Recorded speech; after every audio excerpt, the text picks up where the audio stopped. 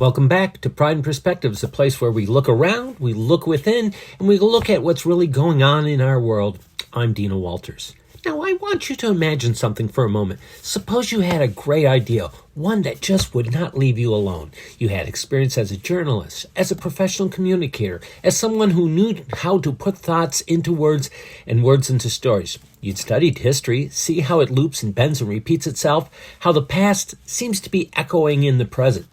You'd written for other people, newspapers, radio, public relations, social media. You had been a part of an industry that once prided itself on the truth, on objectivity, and telling the story no matter how uncomfortable it was. But then something shifted. You saw the industry condensing in on itself. Budgets got tighter, newsrooms got smaller, and fear got bigger. Some people were nervous about telling the truth because the truth isn't always convenient. Some companies thought it was better to go along to get along because rocking the boat could mean losing sponsors, could be losing audience, could be losing influence. And in the middle of all of this, you then made a choice. You could have stayed quiet. You could have blended in. You could have done what many others had done. Play it safe. Let somebody else take the risk. Or you could speak up. You could find your voice.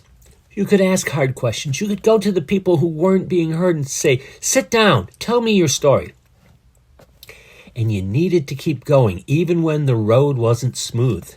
Because let's be honest, there are always challenges. Equipment fails, recordings disappear, guests reschedule sometimes over and over again.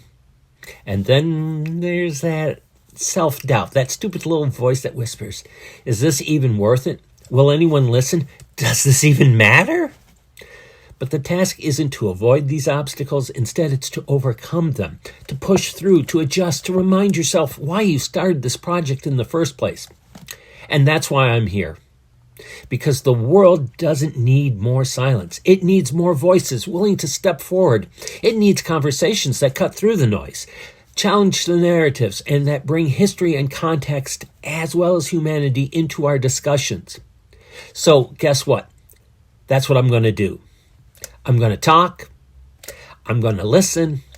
I'm going to do it with fearlessness because the story isn't finished yet, and neither am I. And that's my perspective.